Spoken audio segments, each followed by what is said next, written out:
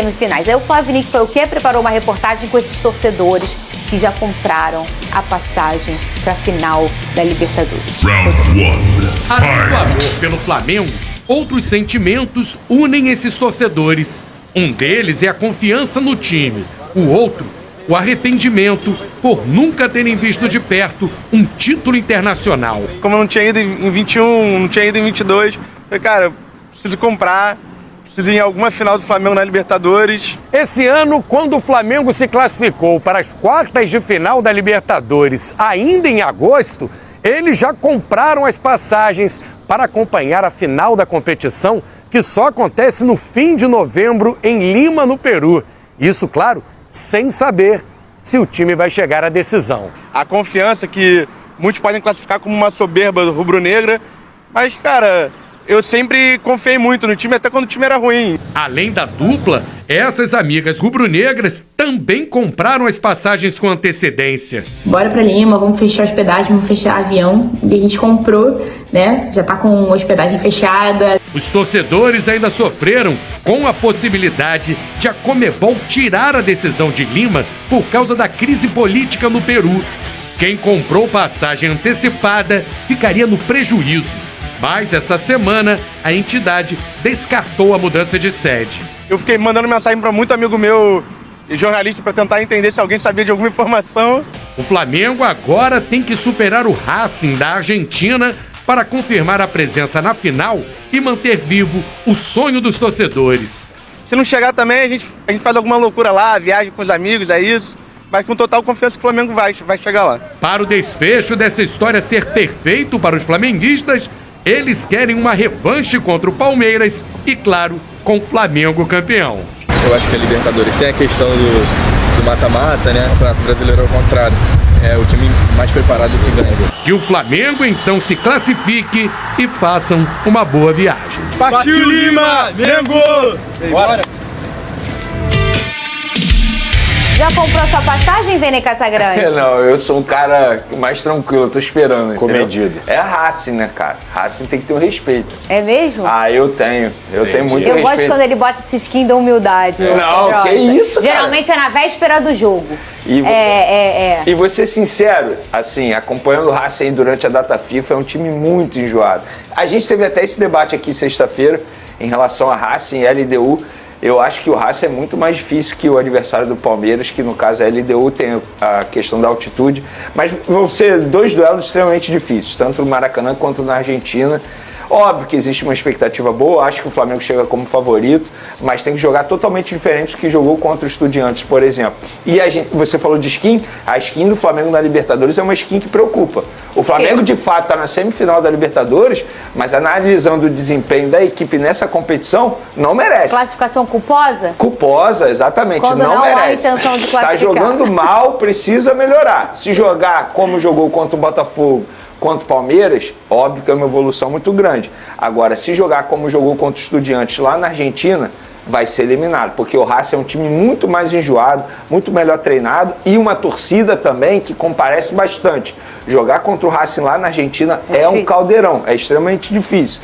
Então, assim... E aqui também, o Botafogo joga a final da Recopa no estádio Newton Santos, foi contra o Racing, e o a segundo gente jogo sabe foi aqui, né? Que quando uma equipe vem ao Maracanã enfrentar o Flamengo com bloco baixo, uma linha defensiva com 5 pessoas, muito bem treinada, o Felipe Luiz tem muita dificuldade de fazer infiltrações nesse setor defensivo. A ver como vai ser esse jogo. Mas eu confesso para você que eu estou com uma expectativa boa do Flamengo fazer um grande jogo no Maracanã. Tem que ser um resultado positivo. E quando eu falo positivo, não é apenas de um placar de 1-0, Gente, 2-1. Para com isso. Tem que ganhar. Óbvio, tem que ganhar. Jogou mal, mas lasca-se. Se tem que tiver ganhar, a gente. oportunidade de fazer um placar maior, porque o Flamengo contra isso tudo bem. O Flamengo contra o Estudiantes aqui no Maracanã teve oportunidade para isso, embora a arbitragem tenha sido muito duvidosa, mas teve oportunidade para isso. O Pedro, inclusive, na ocasião, perdeu gols assim que não pode perder. Se tiver a oportunidade, faz um placar maior, porque lá na Argentina vai ser um jogo muito difícil para a vida do Flamengo. É porque o torcedor tem que entender também, eu comentei isso aqui nesse programa tem quase umas 3 semanas. Gente, daqui pra frente vai ser normal, tirando alguns times que você vê que já tá com o bico pra cima. O Vasco, por exemplo. Você vê que o Vasco tá numa crescente. Sim. O Palmeiras também tá, nesse momento, numa crescente. O Palmeiras mudou um pouco o seu jeito de jogar, se encontrou e tá com o bico pra cima. O Flamengo, nas últimas partidas, se você olhar, sei lá, nas últimas 7 partidas do Flamengo, eu não vou dizer que as 7 foram brilhantes, pelo contrário, a gente tem aí dentro desse recorte algumas partidas em que o Flamengo foi bem. Mas se você olhar o resultado de todas aqueles que não jogou bem, são resultados positivos. Claro. Isso vai acontecer nesse momento da temporada, exceto esses times que estão com o bico pra cima. Vai ter uma oscilação, vai ter uma irregularidade, mas o mais importante pra você tocar numa taça é você ser efetivo. Eu já falei, depois tu olha o resultado do jogo ali que você já foi campeão, ninguém lembra se tu jogou mal, se tu jogou bem, quantos chutes a gol, quantos passes certos. O importante é vencer. E o que eu tô sentindo do Flamengo nesses últimos jogos é uma efetividade, ô Pedrosa, incrível. Eu falei, no primeiro tempo com o Botafogo tinha um certo domínio. O Pedro foi lá, ó, não foi com ele, meteu a bola na rede, que é isso que importa no futebol. É porque eu acho que o coletivo do Felipe Luiz, ele é muito consistente, né? Quando o Flamengo joga mal, mesmo jogando mal, ele joga mal de uma forma organizada. E aí quando o Flamengo consegue fazer um jogo mediano, mas tem as individualidades que tem, o Flamengo decide as partidas. Eu nem acho que o Flamengo tem jogado mal nos últimos 2 jogos, principalmente contra Botafogo e Palmeiras. Jogou bem pra mim e conseguiu vencer tanto um adversário muito difícil, que é o Botafogo, um clássico, na casa do adversário, e também contra o Palmeiras no Maracanã, num jogo em que o Palmeiras até teve um pouco mais de controle, mas o Flamengo soube aproveitar justamente as falhas do próprio Palmeiras. Então, cara, a gente tem que pensar nisso de uma forma em que o Flamengo hoje tem um elenco completo, o elenco completo com os jogadores que estavam machucados, com os jogadores que não foram convocados, e aí a data FIFA serviu para o Felipe Luiz também acertar alguns pontos dessa equipe. A volta do Pulgar, que o próprio Felipe Luiz disse que é o espelho dele em campo. Isso é muito relevante, porque é um cara que vai conseguir passar as ideias do Felipe Luiz para dentro de campo. Então, assim, é um Flamengo cada vez mais forte. Na lateral direita tem uma mudança que é pouco falada, mas pelo visto o Emerson Royal tomou conta da posição na vaga do Varela, porque o Felipe Luiz acredita mais na potência física.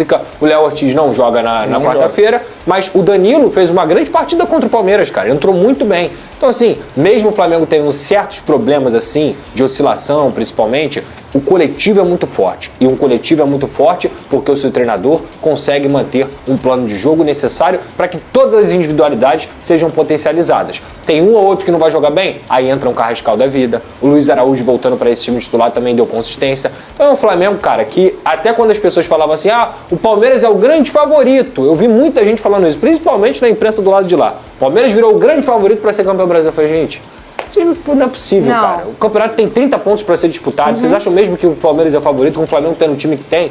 Não, assim, empatado em pontos. Não, né? tem loucura. E tem um ponto, Pedro. Mas eu não falo isso de bobeira aqui. Ano passado eu passei o ano inteiro remedando. E todo mundo, tá passando pano. E aí era um deslize do Botafogo, empatou com o Criciúma em casa. Meu Deus, perdeu o título. Isso é futebol. Gente, ainda mais pro Campeonato Brasileiro, sabe? E sobre o Flamengo, antes da data FIFA, a gente sempre falava aqui que o maior defeito do Flamengo era não ser letal. Pós-data FIFA, o Felipe Luiz corrigiu isso. Porque qual é a grande característica e a grande virtude e qualidade do Flamengo pós-data FIFA? É o quê? Tá sendo letal. Ontem eu estava até debatendo com um amigo meu que falou assim, não, a gente não pode permitir o Palmeiras jogar da forma que jogou contra a gente. Gente, primeiro, o Palmeiras é o melhor time do Campeonato Brasileiro nesse momento. Segundo, o Flamengo foi letal. Chegou 3 vezes, botou 3 vezes a bola na rede e venceu o jogo. E é isso que importa. O gol. Gente, foi um Pedro assim, na essência de um atual, de um camisa 9 moderno, jogando muita bola. É loucura imaginar que se ele continuar jogando assim, ele pode servir a seleção brasileira na Copa do Mundo. Nenhuma loucura. Porque, para mim, ele é o melhor centroavante da América do Sul. E ele, aprimorando o estilo dele de jogo, que é algo que o Felipe Luiz sempre pedia, sem sombra de dúvidas vai entrar no radar do Ancelotti. Então, acho que o Pedro está no caminho certo e, para mim, tem que continuar sendo titular nessa equipe do Flamengo. Se o campo fala, Felipe Luiz, tenho certeza que você vai manter o Pedro como titular. E galera, assim, só voltando no assunto do jogo, porque no meu vídeo pós-jogo eu disse que estava na dúvida se tinha sido pênalti ou não em cima do Gustavo Gomes, eu hoje tenho uma opinião formada. Para mim foi pênalti. de verdade, analisando os lances, eu acho que o Jorginho empurrou sim o Gustavo Gomes e atrapalhou o zagueiro na hora de cabecear. Agora, dizer que o Flamengo só ganhou porque não teve esse pênalti, para mim é um absurdo. O Flamengo ganhou porque jogou muita bola mesmo, uma leitura de jogo absurda em todos os sentidos. Vamos voltar na rodada anterior, quando o Palmeiras foi beneficiado naquele pênalti não dado em cima entre o São Paulo e o Palmeiras. Inclusive o Palmeiras debochou nas redes sociais, dizendo vai chover bastante em São Paulo, querendo dizer que a torcida tricolor estava chorando por conta disso. E na época os palmeirenses falaram, mas o Palmeiras virou o jogo por mérito do Palmeiras, não por conta disso. Mesmo argumento vale agora, mesmo discurso. O Flamengo ganhou o jogo, não foi por conta desse pênalti não dado. Até porque no gol do Palmeiras teve falta do Gustavo Gomes em cima do Arrascaeta. Isso também precisa ser dito, tá? Então, se teve erro de arbitragem, teve erro para os dois lados.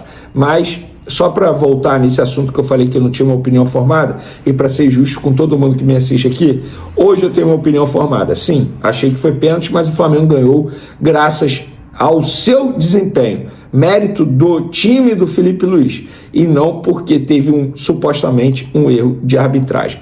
Vamos falar agora do Léo Ortiz, galera. Eu tenho ótimas notícias sobre o Léo Ortiz, ainda bem. Vamos contextualizar. O Léo Ortiz saiu ontem, aos 26 minutos do primeiro tempo, inclusive o Danilo entrou muito bem no lugar dele, e ele foi direto para o hospital realizar exames no tornozelo direito, porque tinha uma desconfiança de fratura no tornozelo. E aí os exames não encontraram fratura e nem lesão no ligamento. Então, boas notícias dos males o menor. Hoje ele se apresentou super bem ao Flamengo, e aquele medo todo que tinha de ser uma lesão grave, não foi grave, dos males bem menor. Inclusive tem chance do jogador ficar à disposição para o segundo jogo contra o Racing, pela semifinal da Libertadores da América. Eu tô vendo gente dizendo aí que só deve voltar em 2026. Com todo respeito, não sou dono da verdade, mas isso não procede, tá? Pessoas do Flamengo garantem, isso não procede. Tem chance sim dele ficar à disposição, ele vai fazer tratamento intensivo aí.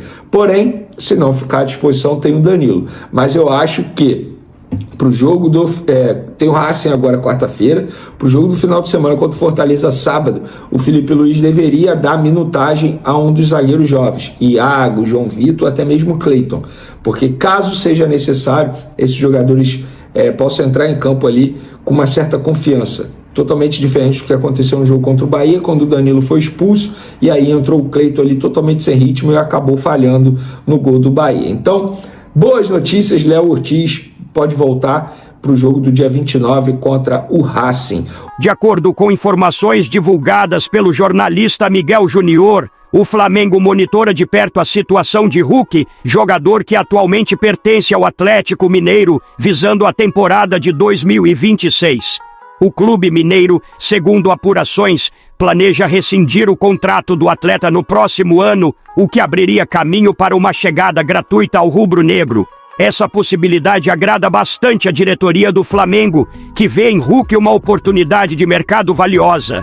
O jogador é conhecido por seu chute potente de média e longa distância, além da precisão nas cobranças de falta e da capacidade de decidir partidas com jogadas individuais. Apesar de sua qualidade técnica, Hulk atravessa uma temporada abaixo do esperado, o que teria motivado o Atlético a reconsiderar sua permanência no elenco. O técnico Felipe Luiz acompanha o jogador há algum tempo e aprova totalmente a ideia de contar com ele em seu projeto. Para o comandante rubro-negro, Hulk reúne características essenciais para o estilo de jogo que pretende implementar: técnica refinada, leitura tática apurada e experiência em jogos decisivos. Além do potencial dentro das quatro linhas, Felipe também valoriza o perfil de liderança do atleta, que poderia contribuir positivamente na formação de um grupo mais maduro e competitivo. A diretoria do Flamengo avalia o negócio como baixo risco e alto potencial de retorno, já que o jogador chegaria sem custos de transferência e poderia agregar força ao sistema ofensivo da equipe. Agora eu quero saber a opinião de vocês. Hulk será um grande reforço?